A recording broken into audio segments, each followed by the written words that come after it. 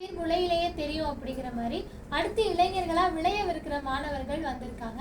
அதுல முதலாவதா சென்னை கண்ணகி நகர் சென்னை கார்ப்பரேஷன் பள்ளியிலிருந்து சஷ்வத் அவர்களை வரவேற்கிறோம்.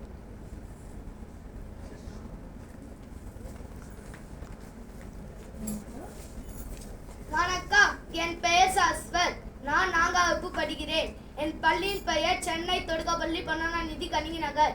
இன்று நான் தமிழ் பண்பாட்டின் தொழில்கள் பழமை முதல் இன்று வரை என்ற தலைப்பில் பேசப் போகிறேன். பண்டைய காலத்தில் நம் தமிழர்கள் முதன்மையாக விவசாயம் செய்தவர்கள். விவசாயம் என்பது நம் முன்னோர்களின் முதன்மை தொழில் ஆகும். அவர்களில் சிலர் நிலத்து உழுது, நெற்கதிர் மற்றும் பலவித பயிர்கள் வளர்த்தனர். சிலர் கால்நடை வளர்ப்பு, மீன் பிடித்தல் போன்றவற்றில் ஈடுபட்டனர். சங்க காலத்தில் நம் தமிழர்கள் இரும்பு உற்பத்தி மற்றும் துணி நெய்வது போன்ற சிறப்பான தொழில்களை செய்தார்கள்.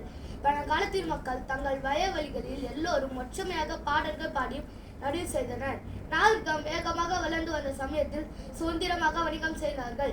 இன்றைய தமிழ்நாட்டில் பல வணிகர், தட்டச்சர், வரியோர், மருத்துவர்கள் போன்ற சிறப்பான தொழில்களை செய்தார்கள். சிறிய தொழில், நெசவாளர், குடோலி, தற்காலிக எழுத்தாளர், ஆசிரியர், மருத்துவர்கள் ஆகியோர் தோன்றினார்கள். இன்றும் நம் தமிழர்கள் பல தொழில்களில் ஈடுபடுகிறார்கள். விவசாயம், வணிகம், கல்வி, மருத்துவம், காவல்துறை, ஆசிரியர் மற்றும் ஆட்சித்துறை போன்ற சிறப்பான தொழில்களை செய்தார்கள். நன்கு படித்து நாமும் எதிர்காலத்தில் நல்ல தொழிலாளர்களாக வளர்ந்து நம்மை வளர்ப்போம். நன்றி, வணக்கம்.